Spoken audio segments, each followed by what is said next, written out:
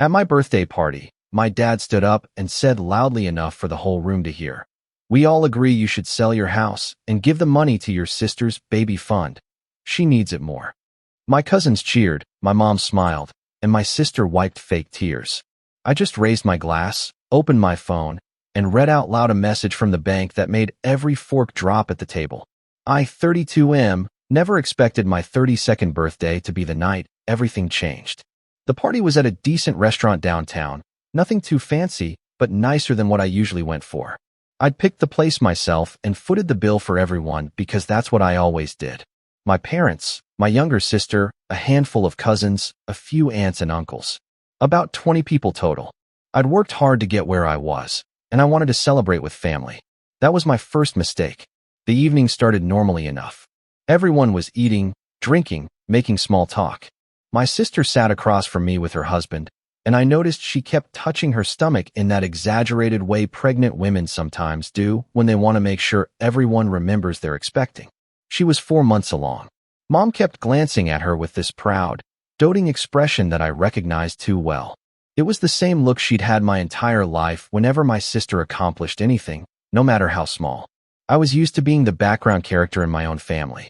My sister had always been the golden child. Straight A's that were celebrated like Olympic gold medals, while my solid B's were met with lectures about trying harder. Her college graduation had a party with 100 guests. Mine had a dinner at a chain restaurant. When she got engaged, my parents threw an engagement party that cost more than my entire wedding 2 years ago, which they contributed exactly nothing to. I'd stopped keeping score years ago, or at least I told myself I had. The food arrived, and everyone dug in. I was halfway through my steak when Dad stood up. He wasn't a tall man, but when he wanted attention, he knew how to get it. He tapped his glass with a fork, and the table went quiet. I assumed he was going to make a toast, maybe say something nice about me for once. I should have known better. He cleared his throat and looked directly at me. Then he said it, loud enough that tables nearby could probably hear. He told me that everyone at this table agreed on something, that they'd all been talking, and they thought I should sell my house and give the money to my sister for her baby fund because she needed it more than I did. The words hit me like a physical blow. I sat there, fork frozen halfway to my mouth, trying to process what I'd just heard. My house. The 3-bedroom bungalow I'd saved for years to buy. The place I'd renovated myself, spending weekends painting walls and refinishing floors. The first real thing I'd ever owned that was truly mine. He wanted me to sell it and hand the money over to my sister. The table erupted. My cousins started clapping and cheering like Dad had just announced free drinks for everyone. My aunt was nodding enthusiastically, saying something about how family takes care of family. My uncle raised his glass. And my mother, sitting right next to Dad, was beaming at me with this expectant smile, like she was waiting for me to thank them for this wonderful suggestion. My sister wiped at her eyes. Fake tears, the kind she'd perfected in middle school when she wanted to get me in trouble. Her husband had his arm around her shoulders, looking at me with this mixture of hope and entitlement that made my stomach turn. For a moment, I couldn't breathe. The restaurant felt too hot, too loud.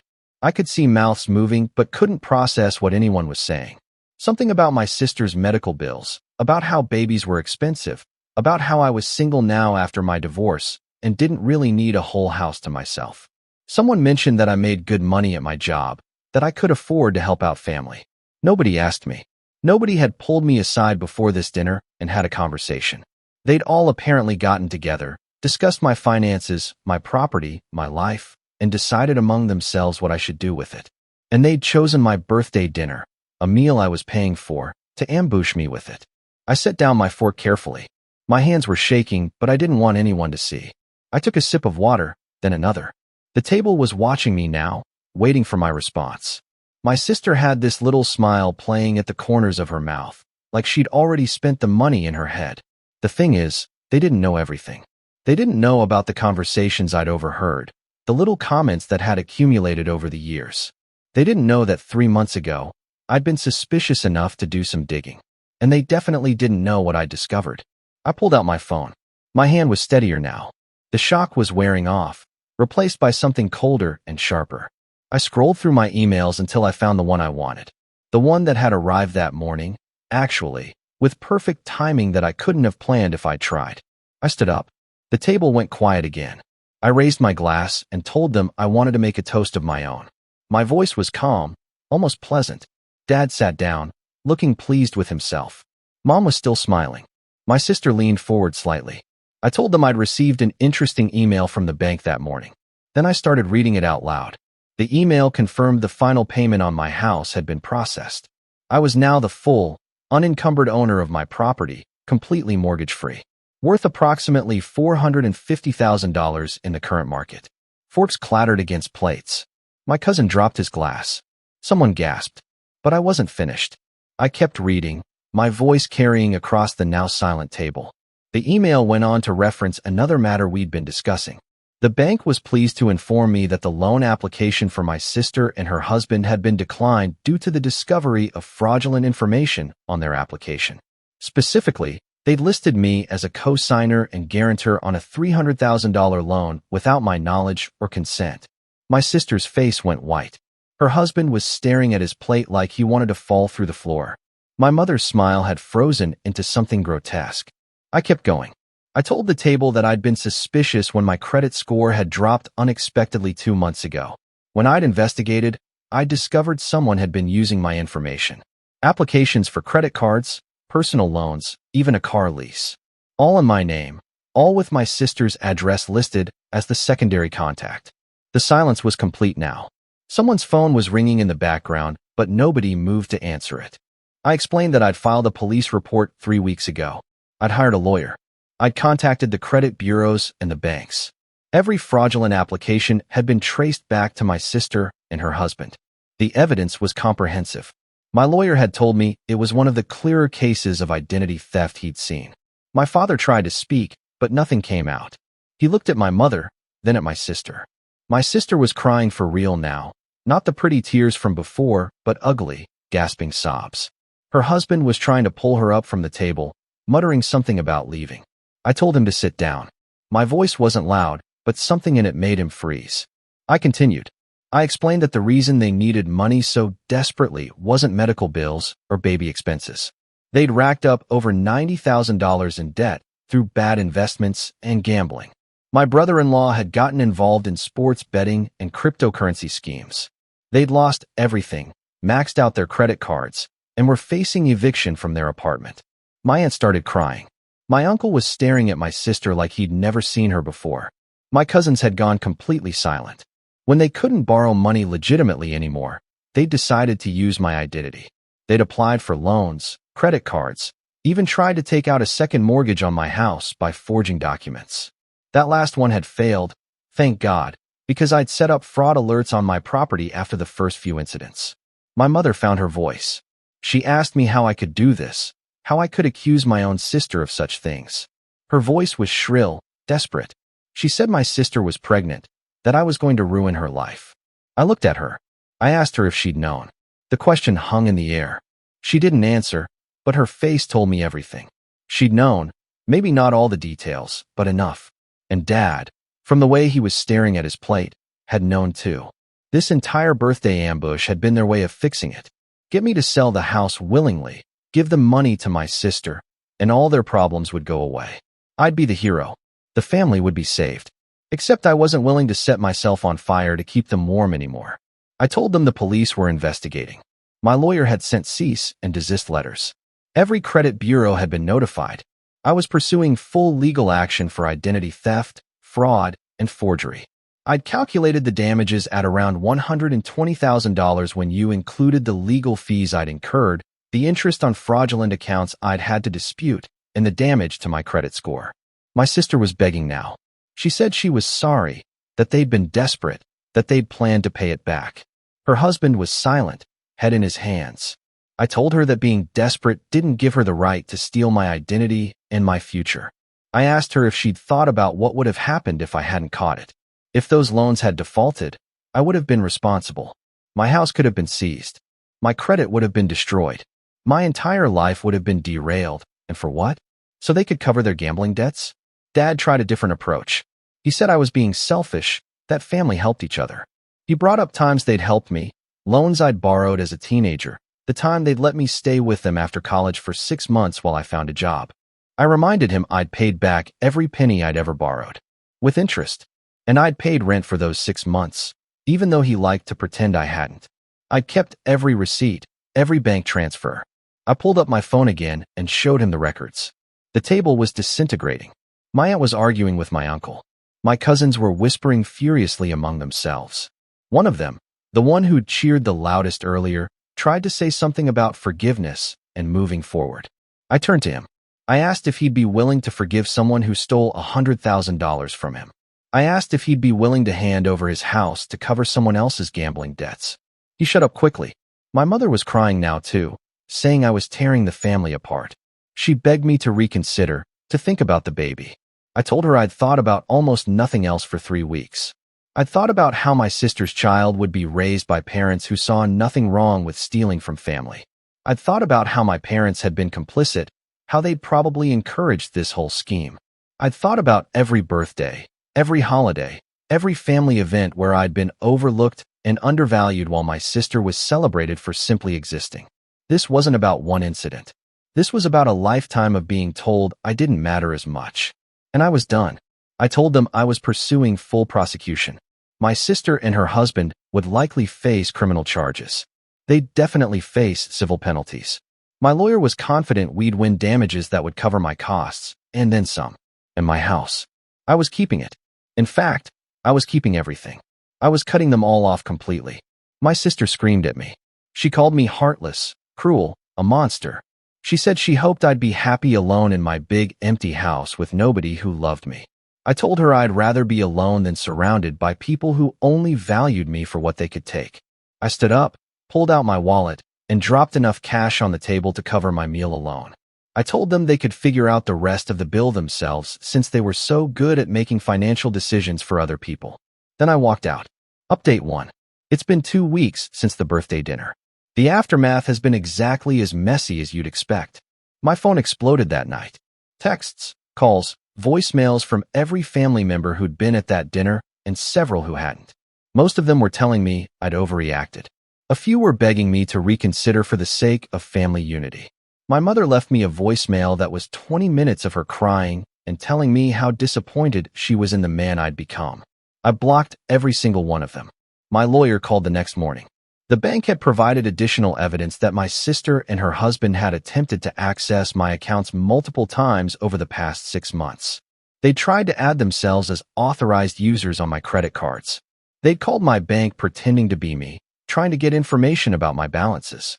The bank's security protocols had stopped most of it, but not everything. The police investigation was moving forward. The detective I'd been working with told me they had more than enough evidence for charges. The district attorney was reviewing the case. My sister and her husband hired a lawyer. Their lawyer contacted mine, proposing a settlement. They'd pay back what they'd stolen in monthly installments if I agreed to drop the criminal charges. I refused. My mother showed up at my house 3 days ago. I didn't answer the door. She stood outside for 40 minutes, alternately yelling and crying, telling me I was destroying my sister's life. She said the stress was affecting the pregnancy, that I'd have blood on my hands if something happened to the baby. I called the police and filed a trespassing complaint. The extended family has chosen sides. Most of them sided with my sister because family drama is always the fault of whoever refuses to play along. But a few reached out privately. My cousin, one who hadn't been at the dinner, called to say she'd had money go missing a few years ago and had always suspected my sister, but never had proof. My uncle from my mother's side sent me a text saying he understood what I was doing and why. The surprising messages came from people I barely knew. Old high school friends who'd heard about it through the grapevine. Co-workers who I confided in. My ex-wife, who I hadn't spoken to in over a year since the divorce was finalized. She told me she'd always thought my family treated me poorly and she was glad I was finally standing up for myself. Work has been a refuge. My boss knows what's happening in general terms, and he's been understanding about me taking calls from lawyers during work hours. My coworkers have rallied around me in quiet ways, extra coffee showing up on my desk, people checking in without being intrusive. The house feels different now. Emptier in some ways, but lighter too. I've started redecorating, changing things that I'd kept a certain way because of my ex-wife's preferences or because I thought family might visit. I'm making it mine in a way I never did before. My sister's lawyer contacted mine again yesterday. They're getting desperate. Apparently, the criminal charges are proceeding, and it's worse than I thought. The forgery charges alone carry serious penalties. The identity theft compounds it. My brother-in-law might be looking at actual prison time. Part of me feels guilty. It's the part that was trained from childhood to put family first, to smooth things over, to be the reasonable one who compromises. That part keeps whispering that maybe I should show mercy, that maybe I'm taking this too far. But then I remember standing in that restaurant, listening to my own father tell me to give up my house at my birthday dinner without ever asking me first. I remember the applause, the cheers, my mother's smile. The years of being second place, second choice, second thought. I'm not backing down. Update 2. 1 month since the dinner. Everything has moved faster than I expected. The charges were filed officially. My sister and her husband were arrested last week. They were released on bail that my parents paid for by taking out a loan against their own house. I found this out through my uncle, who's been keeping me updated on things I wouldn't otherwise know. The criminal trial is scheduled for 3 months from now, but the civil case is proceeding separately. My lawyer has filed for damages totaling $160,000. We increased the amount after discovering additional fraudulent accounts they'd opened. My parents tried a different approach. They hired a family friend who's known me since I was a kid to reach out. He called me asking if we could meet for coffee, just to talk. I agreed, mostly because I was curious what angle they'd try next. He spent an hour trying to appeal to my better nature. He said my sister was devastated, that she'd made mistakes but didn't deserve to have her life ruined. He mentioned the baby repeatedly, like that was supposed to be a trump card. He suggested that maybe my parents' approach had been wrong, but my response was disproportionate. I asked him if he'd ever had someone steal his identity. He admitted he hadn't. I asked him if he'd be willing to lose $100,000 and just forgive it because family. He got quiet. Then I asked him the question that had been bothering me. I asked him when exactly my parents had approached him to have this conversation. He was honest enough to admit it had been 2 days after my birthday, before I'd gone to the police. Before I'd known the full extent of the fraud. They'd been trying to manage me from the start. The birthday ambush wasn't a spontaneous idea. It had been planned, probably for weeks. They'd gathered the family, orchestrated the pressure, expected me to cave under the combined weight of familial obligation. I thanked him for the coffee and told him this was the last time we'd speak. The fallout in the extended family has been fascinating to watch from the outside. There's apparently been several screaming matches at family gatherings I'm no longer invited to. My aunt is furious with my parents for putting the whole family in this position. Some of my cousins are demanding to know if my sister ever tried to steal from them too. One cousin reached out to tell me that several family members have checked their credit reports and found suspicious activity. Nothing as severe as what happened to me, but enough to make them realize my sister and her husband had been working this scheme for a while. The family WhatsApp group I was removed from has apparently imploded. People are sharing screenshots of conversations where my parents had been asking various family members to loan money to my sister over the past year. Always with sob stories, always with promises of quick repayment. Nobody's seeing any of that money back now. My sister's pregnancy has become complicated. I heard through the grapevine that she's having stress-related issues and has been put on partial bed rest. My mother sent me an email, the only one that got through before I blocked her address too, telling me that if my sister loses this baby, it will be my fault. That one hurt more than I want to admit. But my therapist, who I started seeing 2 weeks ago, has been helpful in processing it. She pointed out that my sister made her choices well before there was a pregnancy to consider. The consequences of those choices aren't my responsibility. The house continues to be my sanctuary. I've been hosting friends, something I rarely did when I was married or when I was still entangled with my family. People who actually value me, who don't see me as a resource to be exploited. It's been good. My lawyer called yesterday with news. My sister's lawyer has made another settlement offer. They'll admit to everything, pay full restitution over 10 years, and serve probation instead of jail time if I agree to ask the prosecutor to reduce charges. I'm considering it, not because I feel sorry for them, but because my lawyer pointed out that a 10-year payment plan with interest plus probation records might actually be better than them declaring bankruptcy after a criminal trial. I'd get my money back and they'd still have criminal records. But I haven't decided yet. Part of me wants to see this through to the end. The part that spent 32 years being told I wasn't worth as much as my sister wants her to face full consequences. I have a meeting with the prosecutor next week. I'll decide after that. For now, I'm doing something I never thought I'd do. I'm planning a trip to Europe, something I've wanted to do for years but always put off because of money or family obligations or my ex-wife's preferences. I'm going alone. For 3 weeks. I'm taking my life back, piece by piece. And it feels good.